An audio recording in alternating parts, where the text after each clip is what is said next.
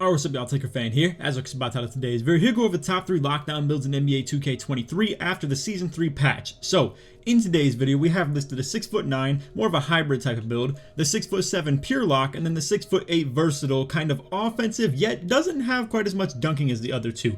I'm here to talk about how in today's video, I think these types of builds set up perfectly for these types of height as well. At 6'9", you want to be definitely more of the hybrid interior and perimeter defender, whereas 6'7", it sets up perfectly to be a perimeter pure lockdown. And then for 6'8", I personally feel like the way that the badge tiering is set up for finishing, that you should actually lack finishing quite a bit if you go with something like this. Yet at the end of the day, you really could just put no playmaking on any build except for maybe 75 pass accuracy, 76 pass accuracy, and call it a pure lockdown between 6'7" to 6'9". I mean, realistically, I would say your style is what really defines you as a lockdown of how you play the game. A lot of people would prefer to go with the low playmaking and just be a corner spot up, corner cutter, stuff like that, and just be more of a pure lockdown on defense. Whereas that 6'8" that I'm going to showcase in today's video definitely contributes in a very different way. But just keep that in mind. I'm doing this to kind of fit all styles in today's video. So anyway, moving along, we are going to get straight into this. First, I'm going to showcase the 6'9" kind of hybrid type of build, the perimeter and interior defender. Now, mind you, when you make these builds, keep position in mind. If you would like to line up, let's say you play with randoms in the rec and stuff like that, and you do not want any part of being a point guard, and you want to line up more of like a 2 or a 3 or something like that, feel free to. If you're a little bit more selfish, and maybe you want to line up at the 1 because you automatically get your arrow on the point guards, or if you want to go about it in more like a stage way where you always want to line up at the 2, or in Pro-Am you always want to line up at the 3 because you are a lockdown, or maybe you play a little bit more like a 3/4, so you kind of want to just be a small forward and you can fit in wherever it works. Pretty much my whole point is position is all up to you. Point guard is really convenient though because you can just line up at the PG in my career, which can be very convenient. You can control arrows, you can control like who you change your matchup to, whereas non-point guards can't do that. So just keep that in mind. It definitely makes the career grind a whole lot easier. Nonetheless though, as you can see, for the 6'9", we are going with that sort of no playmaking style of build. This is actually what Bullet Passer, what my boy IQ has on the channel for the Pro-Am lineup. He plays more of like a 4 though, and me and him both load up with 2 6'9s and play the 3 and the 4. We're very sides heavy. We can really make anything work on defense because of that, and that's why I love this build. There's so much versatility to it. The interior and perimeter defense is elite on this stuff, but once again, you're just lacking playmaking. It's simple as that. You just can't put the ball on the floor. But nonetheless, 6'9", 206 on the weight, 7'7" wingspan. We have this so we can get the 94 defensive rebound for the Hall of Fame box out beast. That really does go hard, paired with also the gold rebound chaser. On top of that, you have amazing defensive badge count, 93 block for gold anchor, 90 steal for her gold interceptor as well, 88 prim D, just good for badge count, and also obviously 86 is where you're really hitting a really good sweet spot with that clamps and challenger right there, both going up a level right here from silver to gold and then from bronze to silver as well. And just in general, like I said, filling into 88 for the defensive badge point, once again 84 into your D for the badge point, and they both feel very comfortable. This is what I've used on my Ben Simmons build. It's what IQ uses on his build too, and this level of interior defense paired with good block and good vertical right here goes hard for defending the paint. Still have good rebound, like I said, and still really good lane ability and just on-ball steal ability is still very solid. Now, with the 6'9", here's the problem. You end up going with the max wingspan to get the 90 steal for the gold interceptor. What you sacrifice with that is that 83 three-pointer, because if you go down 1 wingspan, you will end up at 89 steal, which then loses the interceptor, but it would get you 83 three-pointer for Agent 3 on silver, which goes a long way. It's probably the best shooting badge in the whole game. Helps with off dribbles, as in like literally just stop and goes. It helps with fades. It helps with all types of shots. So just keep that in mind. If you do make it with the 82 three-pointer, you're probably a little bit more of a spot up. My boy IQ still be fading like crazy though. He's just a very good player. So that's just kind of how that works. Anyway though, what I do want to say, a little bit of a, like I would say, modification from the build that I showcased that he uses. On this one, I'm going with 87 dunk. This gives you gold limitless takeoff instead of if you go with like 84, where you only have like silver limitless takeoff and then bronze posterizer as well. If you go with 87, you could core fast twitch as well as more of a backdoor cutter, because again, we still have solid standing dunk. You can get like the Ben Simmons package with this. You can get all types of decent standing dunk packages. You also have 85 close shot for the gold fast twitch. So if we core that, then run posterizer on silver, you then still have enough points to run, like, say for instance, silver slithery and then gold limitless takeoff as well. With the remaining badge points, I would probably recommend fearless finisher. As you can see, if you go with that, it's going to be something around like 5 + 5 for fearless and limitless, so that's 10, and then you combine that with slithery for 2, so that's 12.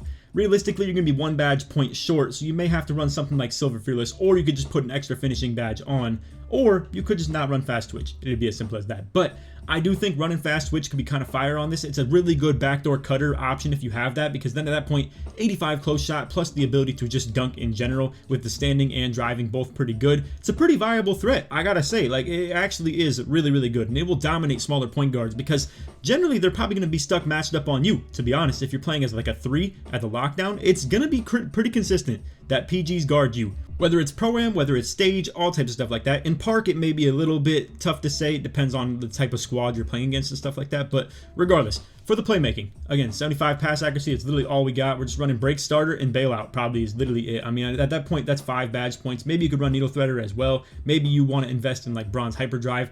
Regardless, not a whole lot to invest in the playmaking right here. Ideally, if they do drop like a future badge loadout that gives you a core badge on, say, finishing, shooting, and then double defense, that would be super ideal with this because we do not care about playmaking badge cores at all. Ideally, on this build, again, it would just maybe have something like that. But for now, obviously, I would say probably just core needle threader and then run bronze bailout and then just break starter and hyperdrive. If you would like to go up one more pass accuracy because you think you will be on the D boards more consistent, you could definitely throw that pass accuracy to 76 as well. It just would require a couple slight modifications. Just as an example though, like let's say for instance, you could just drop your vert by 2 and then boom, you could upgrade your pass accuracy to 76 and you can run the gold break starter.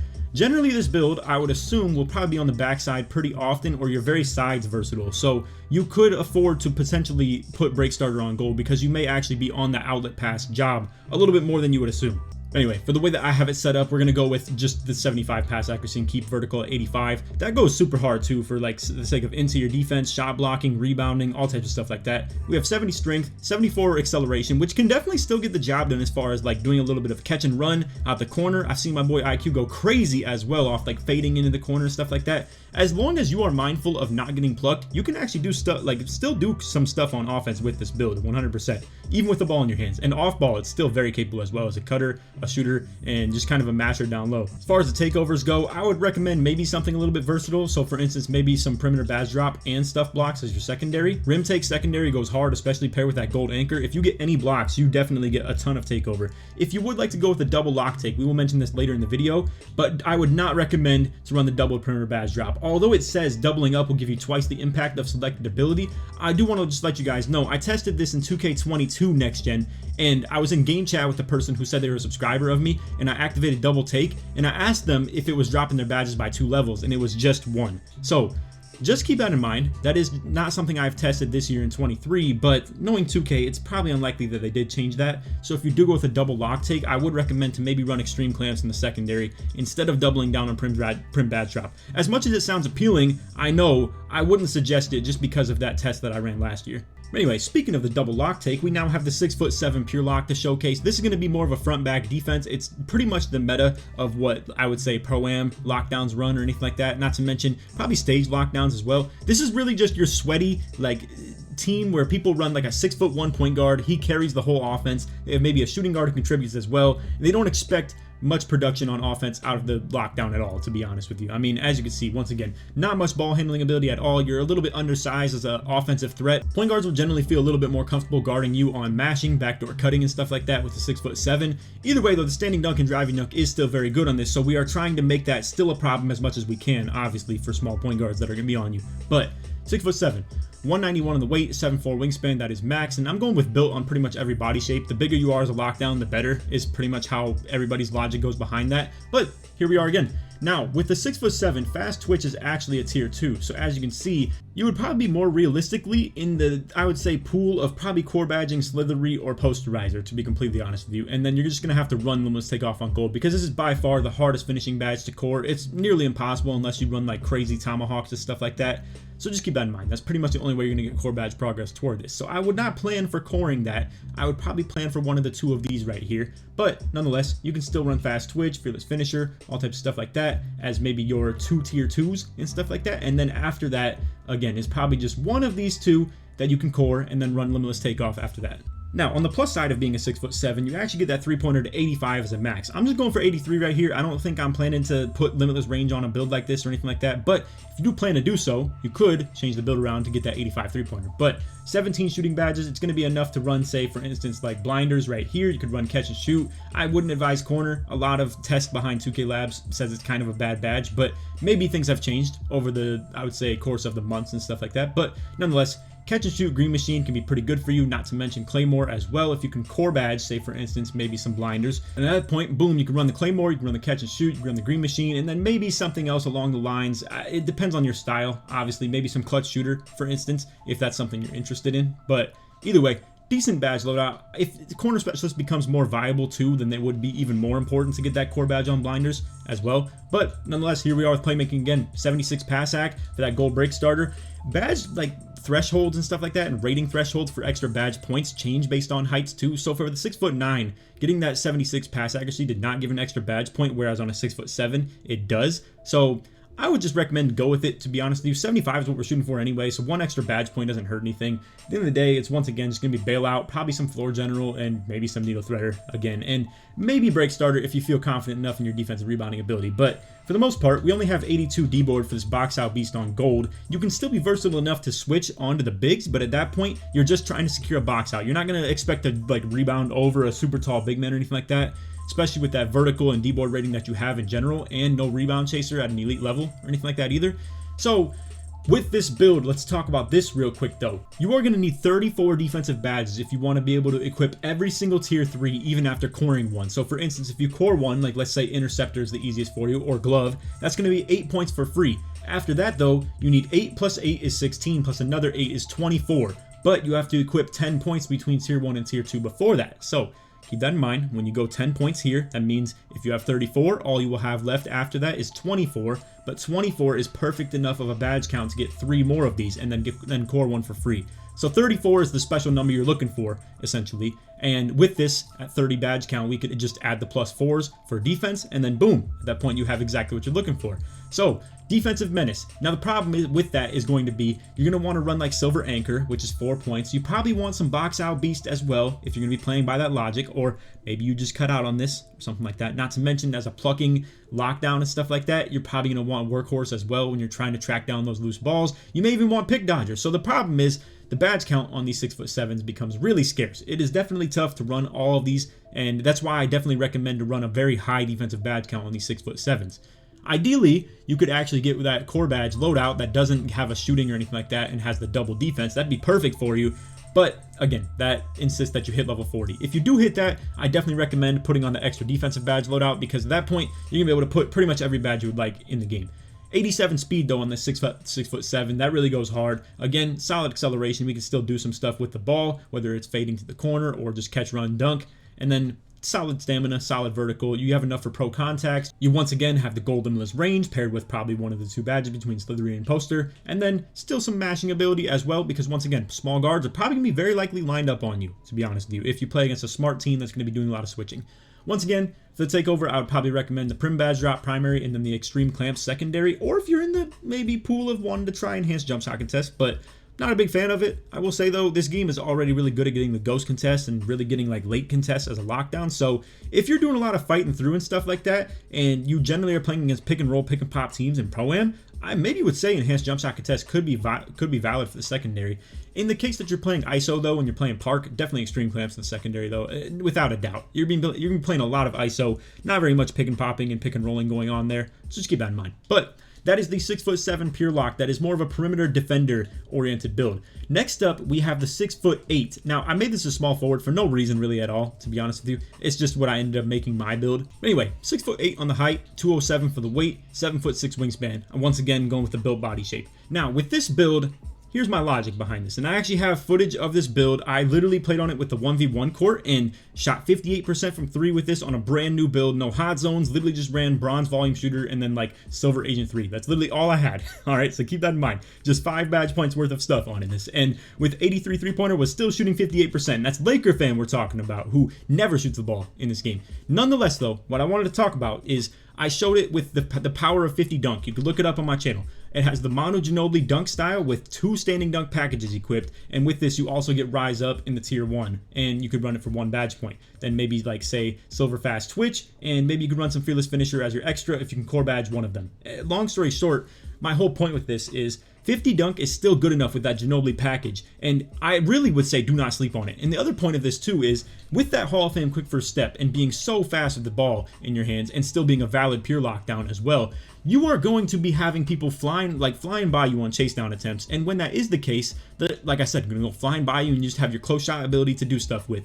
Now, if they aren't doing that and they're just kind of waiting for you to sit below the basket and hit him with a close shot, I'm telling you that Ginobili dunk package can go fast enough, easy. And the default swing layup package is still also very solid. So do not sleep on the finishing ability of this build, even though it is only 50 dunk and no important finishing badges when it comes to dunking. I'm telling you, I have played with this. I probably plan to use it a little bit more after doing this Joe wager that we're doing on the 8th. If you want to check that out, it'll be streamed as well. But like I said, just kind of locked in on my Ben Simmons type builds right now. I will definitely plan to get back on something like this for content, though. It's so fun. It was honestly a very fun experience on ones. But nonetheless, as a lockdown, you can still play with this as a spot up. 75 pass act, the 89 ball handle gives a secondary ball handler option where you can really just ISO and just catch it and do something with it, whether it's once again, just shoot from the top, shoot from the corner, whether you're doing the catch and run into the dunk. And your versatility on defense is unreal. As you can see, 91 interior D, 92 prim D for the gold clamps. You also have 95 steal for the gold glove, and then you have 93 block for the gold anchor. So with this, we literally have, with these 3 badges right here, gold threshold right here, and then gold threshold right here again. This really goes hard, and in comparison to the 6'7" pure lock, you actually get things like glove and interceptor in the tier 2 instead of tier 3. Now, albeit it makes it so anchor is actually a tier 3, so it's kind of a direct trade-off. Fortunately, though, you don't have to run 4 tier 3s, it's just 3 of them. So you can still core anchor. It's probably the easiest defensive badge to core in the whole game. You just bait, in my career, bait the paint and just get the blocks. Super easy. And at that point, then all you have to do is spend 14 points between clamps and challenger, and then you could go ahead and run glove, interceptor, maybe some chase down as well, and maybe, say for instance, some box out beast if that's what you would like to do as well, or workhorse, whichever is the case. Don't sleep on the power of Gold Glove. It's not Hall of Fame by any means, but the versatility you provide on defense is really crazy with this. I mean, you can defend mashers, you can defend slashers, you can defend ISO point guards, your prim D is elite, your steal is elite, your block is, your interior D is as well.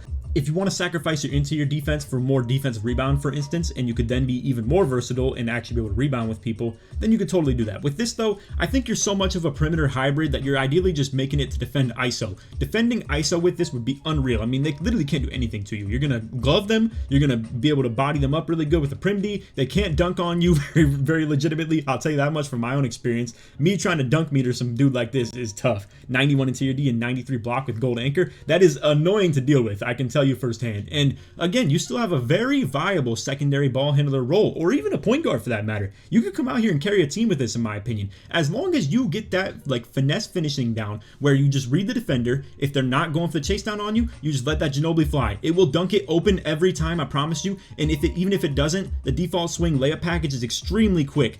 And then if they are going for that chase down on you, you just let them fly right by you. And then you get the silver fast twitch, close shot going crazy with the 76. It's plenty enough to make these opens, and the only time you're going to really rely upon it is when people are really chasing you down super hard. Just keep that in mind. But anyway, for the physicals, once again, speed, very good. Acceleration, plenty fine as well. Vertical is a little bit suspect at 74, but it's plenty good to still be a good defender. If you wanted to be an elite defender, like we showcased earlier with that 6'9", the more vertical the better, but it's up to you how you sacrifice certain things on this build. If you maybe just wanted to make a strictly 1v1 build too, I mean, it's possible to take the pass actually down all the way to 60, but I don't like what that does for the playmaking badges, to be completely honest with you. Because as we haven't talked about this yet, I ideally would want you to run something like Hall of Fame quick first step, and then maybe core badge unpluckable, and then run clamp breaker as well.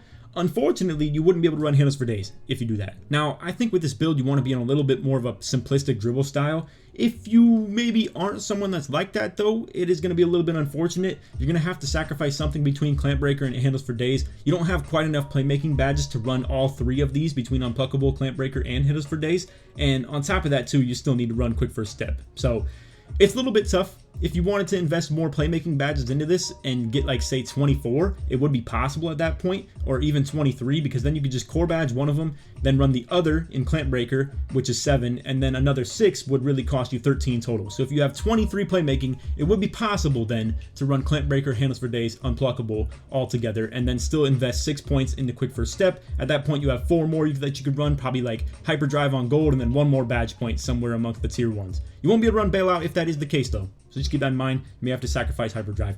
Either way, I would definitely suggest if you plan to play with this build on like 2s, 3s, or Pro-Am or anything like that, maybe invest into the playmaking. Defense could use a little bit of an investment too though, so just keep that in mind.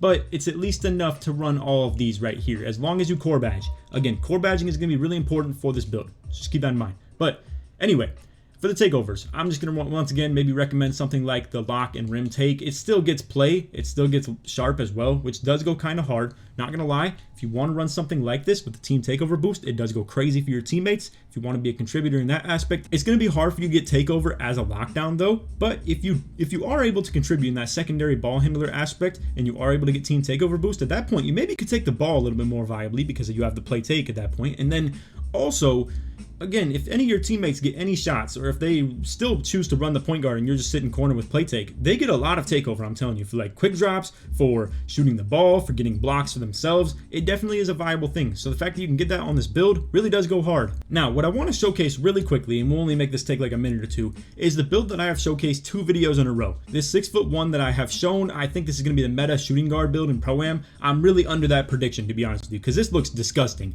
So if you wanted to make more of a lockdown build that's really small, and maybe you contribute in a ball handling way and could be a point guard yet still lockdown at the same time, like a 2-way, this looks crazy. 99 steal paired with 92 prim D. You need 32 defensive badges though, so keep that in mind. If you only have like no level 39 rewards or anything like that, you need to have a badge count of 28 before creating the build, then add your +4 to it on defense. Getting 32 will allow you to run all these badges right here at the max level between the tier 3s, and at that point, man, 92 prim D with 99 steal and 89 acceleration, and you can still contribute as a ball handler once again with that Hall of Fame quick first step, 89 ball handle, 92 3-pointer with 24 shooting badges. You can get 3 tier 3s right here as long as you core one, and at that point you still have quick drops too. This is a crazy build. Not to mention, lock take boosts your acceleration by 8. So if you go with 89 acceleration and you get that +8 boost as well, this means that you're going to have 97 acceleration when you have takeover on, which makes you move at the speed of light. This is the truly 2-way build right here.